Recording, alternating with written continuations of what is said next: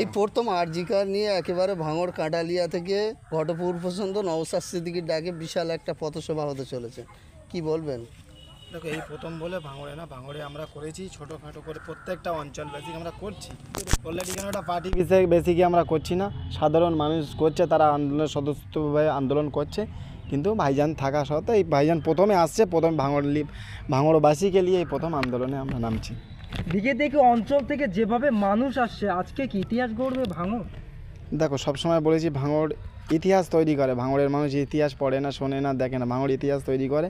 আর কিছুক্ষণের মধ্যে নওশাদ সিদ্দিকী ভাইজান যখন উপস্থিত হবে, যেখান থেকে র্যালিটা হওয়ার কথা, এখানে এটা সোনপুর বাজার, এখান থেকে কাঁঠালিয়া বাস স্ট্যান্ড, এখান থেকে মানুষ যাবে গিয়ে ওখান থেকে যখন শুরু হবে, যতই বৃষ্টি হোক ঝড় হোক, দেখবে মানুষ শেষ কথা বলে, আন্দোলন শেষ কথা বলে, আজ তার প্রমাণ হয়ে যাবে।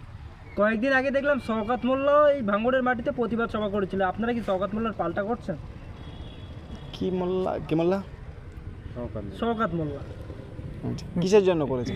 এই আরজিকর কাণ্ডে তিনিও প্রতিবাদ সভা করেছিলেন। তো এই রাজ্যটা কাদের? মমতা বন্দ্যোপাধ্যায়ের কাছে। শওকত মোল্লা কোন দল করে? তৃণমূল কংগ্রেস। তাহলে উনি কার বিরুদ্ধে আন্দোলনটা করছিলেন? সেটাই তো মানুষের অভিযোগ। রাজ্যে সরকার টিএমসি, উনি টিএমসির এমএলএ, ধর্ষণ করেছে রাজ্যের সরকারের প্রশাসন, তাহলে আন্দোলনটা কার বিরুদ্ধে করছে? সত্যি ভাববার বিষয়। মানুষ যেভাবে আন্দোলনে তৈরি হচ্ছে, আন্দোলনে জাস্টিস ফর করছিল, তো আজকের ভেবে মানুষই অবাক যে আমরা যে বিচারটা চাইছি, কাদের কাছে বিচার চাইবো? এরাই বিচার চাই। তাই এটা কি মানুষ বাস্তব বলতে নির্লজ্জর একটা সীমা থাকে, তাই এদের সেই সীমা আমাদের মনে হয় আছে বলে এদের মনে হয় না। কেন পশ্চিমবাংলায় 269টার মতো টিএমসির এমএলএ আছে, বাকি তুমি একটা তো এমএলএ দেখাও যে এই বিরুদ্ধে এরকম নক্কারজনকভাবে তারা প্রতিবাদ করছে। একটা এমএলএ আমার দেখাও যে এরা এই বিরুদ্ধে জবাব চাই। আরে করেছে তোদের পুলিশ, তোদের রাজ্যে, তোরা স্বাস্থ্যমন্ত্রী, তোরা শিক্ষামন্ত্রী, তোরা পুলিশ মন্ত্রী, তোরা কার কাছে বিচার চাইছিস? এই জন্যই বলে একটু কিছু জানতে হবে, রাজনীতি খালি করলে হবে না।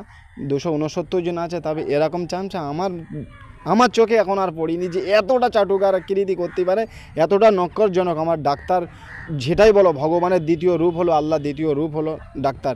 কেন ভগবান রাজি থাকলে আমাদের রোগ সারে না, আমরা হসপিটালে ওনাদের সাহায্যই, আল্লাহর রহমতে ওনাদের দ্বারাই আমাদের মানুষ, মা বোন ডেলিভারি হয়ে বাড়ি আসে, রোগ সুস্থ হয়ে ওনাদের দ্বারাই বাড়ি আসে। তাই যে ক্ষতি ওনার, যে অত্যাচার ওনার প্রতি হয়েছে, মানুষ এখানে রাজনীতির কোনো রং দেখে না, মানুষ নেমে গিয়েছে, মানুষ সৎ ন্যায্য বিচার চাচ্ছে। এটাই মানুষের আজকের অধিকারের লড়াই, আজকের মানুষ রাস্তায় নেমেছে। এটা কোনো পার্টির সোর্সে, পার্টি দেখলে হবে না। তাহলে যদি পার্টির হতো তাহলে পার্টির ঝান্ডা দিয়ে মানুষ রাজনীতি করতো। যারা বলছে যে এটা নোংরা রাজনীতি করছে, এটা সম্পূর্ণ তাদের ভুল, তাদের ভাবনা চিন্তাই ভুল। মানুষ আন্দোলন করছে, মানুষ ন্যায় বিচারের আর সহ্য করতে পারছে না। 2013 সালে কামদুনি হয়েছিল, সেই থেকে মানুষ অনেক ঘটনা দেখেছে। আনিস খান দেখেছে, আবু সাইদ দেখেছে, আবু সিদ্দিক দেখেছে, আমার মমতা বোন দেখেছে, বর্ধমানে সেদিন একটা হলো, এরকম বহুত দেখেছে। মানুষ আর সহ্য করতে পারছে। যদি ডাক্তাররা সুরক্ষিত না হয়, যারা মানুষের জীবন, তারা রাত দিন এক করে যারা মানুষের জীবন দেওয়ার জন্য, মানুষের সুস্থ করার জন্য, তাদের প্রতি যে অত্যাচার হয়েছে, মানুষ এটাকে আর মানতে পারছে না। আমরা দেখলাম যে আবু সিদ্দিক এবং আনিস খান তাদের বেলায় সিবিআই দাবি করেও পায়নি, যেখানে আরজির কাণ্ডে মুখ্যমন্ত্রী নিজে ইচ্ছায় বললেন যে এটা সিবিআইয়ের হাতে তুলে দেবো। এই ভূমিকা নিয়ে কী বলবো? বলে না, দেখো আমার ভাই আবু সিদ্দিক বলো কিংবা আমাদের আনিস খান বলো, অবশ্যই এখনও আমার ভাইজান তাদের জন্য লড়াই করে যাচ্ছে যাতে সিবিআই তদন্ত পায়। কিন্তু তা সত্ত্বেও, পাওয়া না সত্ত্বেও, অন্তত আমার এই বোনটাও তো আজকের বলে না, ভূতের মুখে রাম না, আমার পাপ কোনো দিন চাপা থাকে না। ঠিক তো, হক করে বেরিয়ে গেছে কথা সিবিআই, তো সিবিআই তদন্ত হচ্ছে। আমার ভাইগুলো না পাক, আমার বোনটা অন্তত আমরা চাই, আমার বোনটা এই সিবিআইয়ের দ্বারা সঠিক তদন্ত হয়ে তবে সঠিক সাজাটা পাক, তবে আমার আনিস ভাইও শান্তি পাবে, আবু সিদ্দিক ভাইয়ের সামনে যতগুলো মানুষ কামদুনি থেকে শুরু করে 2013 থেকে 24 পর্যন্ত যতগুলো অত্যাচার হয়েছে, এই দ্বারাই আমরা চাই যে সঠিক মানুষ বিচার চাক, তাদের মা বাপ যেন শান্তিতে ঘুমোতে পারে যে না, আমার মেয়ের, আমার ছেলের সঠিক বিচার আজকের এই বোনটার দ্বারাই আমাদের। তারা আন্দোলনের সদস্যভাবে আন্দোলন করছে, কিন্তু ভাইজান থাকা সত্ত্বেও এই ভাইজান প্রথমে আসছে, প্রথমে ভাঙড়বাসীকে নিয়ে এই প্রথম আন্দোলনে আমরা নামছি। দিকে দিকে অঞ্চল থেকে যেভাবে মানুষ আসছে, আজকে কি ইতিহাস গড়বে ভাঙড়? দেখো, সবসময় বলেছি ভাঙড় ইতিহাস তৈরি করে। ভাঙড়ের মানুষ ইতিহাস পড়ে না, শোনে না, দেখে না, ভাঙড় ইতিহাস তৈরি করে। আর কিছুক্ষণের মধ্যে নওশাদ সিদ্দিকী ভাইজান যখন উপস্থিত হবে, যেখান থেকে র্যালিটা হওয়ার কথা, এখানে এটা সোনপুর বাজার, এখান থেকে কাঁঠালিয়া বাস স্ট্যান্ড, এখান থেকে মানুষ যাবে গিয়ে ওখান থেকে যখন শুরু হবে, যতই বৃষ্টি হোক ঝড় হোক, দেখবে মানুষ শেষ কথা বলে, আন্দোলন শেষ কথা বলে, আজ তার প্রমাণ হয়ে যাবে। কয়েকদিন আগে দেখলাম শওকত মোল্লা এই ভাঙড়ের মাটিতে প্রতিবাদ সভা করেছিল, আপনারা কি শওকত মোল্লার পাল্টা করছেন? কি মোল্লা কি মোল্লা শওকত মোল্লা আচ্ছা, কিসের জন্য করেছে? এই আরজিকর কাণ্ডে তিনিও প্রতিবাদ সভা করেছিলেন। তো এই রাজ্যটা কাদের কাদের? মমতা বন্দ্যোপাধ্যায়ের কাছে। শওকত মোল্লা কোন দল করে? তৃণমূল কংগ্রেস। তাহলে উনি কার বিরুদ্ধে আন্দোলনটা করছিলেন? সেটাই তো মানুষের অভিযোগ। রাজ্যে সরকার টিএমসি, উনি টিএমসির এমএলএ, ধর্ষণ করেছে রাজ্যের সরকারের প্রশাসন, তাহলে আন্দোলনটা কার বিরুদ্ধে করছে? সত্যি ভাববার বিষয়। মানুষ যেভাবে আন্দোলনে তৈরি হচ্ছে, আন্দোলনে জাস্টিস ফর করছিল, তো আজকের ভেবে মানুষই অবাক যে আমরা যে বিচারটা চাইছি কাদের কাছে বিচার চাইবো। এরাই বিচার চাই, তাই এটা কি মানুষ বাস্তবে বলতে নির্লজ্জর একটা সীমা থাকে, তাই এদের সেই সীমা আমাদের মনে হয় আছে বলে এদের মনে হয় না কেন পশ্চিমবাংলায় 269টার মতো টিএমসির এমএলএ আছে।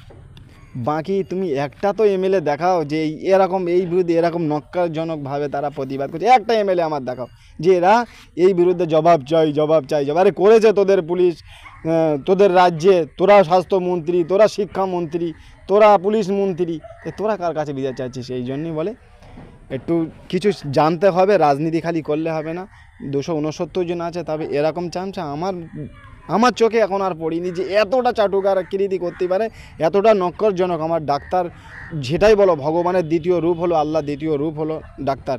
কেন ভগবান ভগবানের রাজি থাকলে আমাদের রোগ সারে না, আমরা হসপিটালে ওনাদের সাহায্যই, আল্লাহর রহমতে ওনাদের দ্বারাই আমাদের মানুষ মা বোন ডেলিভারি হয়ে বাড়ি আসে, রোগ সুস্থ হয়ে ওনাদের দ্বারাই বাড়ি আসে।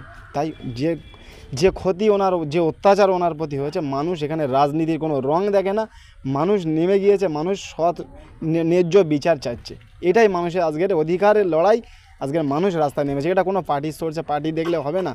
তাহলে যদি পার্টির হতো তাহলে পার্টির ঝান্ডা দিয়ে মানুষ রাজনীতি করতো। যারা বলছে যে এটা নোংরা রাজনীতি করছে, এটা সম্পূর্ণ তাদের ভুল, তাদের ভাবনা চিন্তাই ভুল।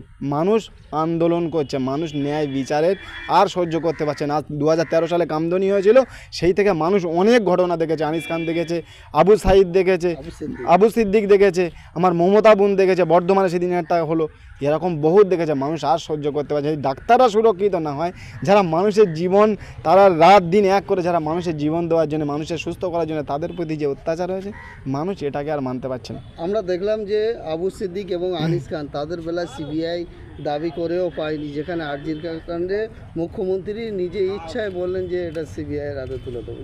এই ভূমিকা নিয়ে কী বলবেন? বলে না, দেখো আমার ভাই আবু সিদ্দিক বলো কিংবা আমাদের আনিস খান বলো, অবশ্যই এখনও আমার ভাইজান তাদের জন্য লড়াই করে যাচ্ছে যাতে সিবিআই তদন্ত পায়।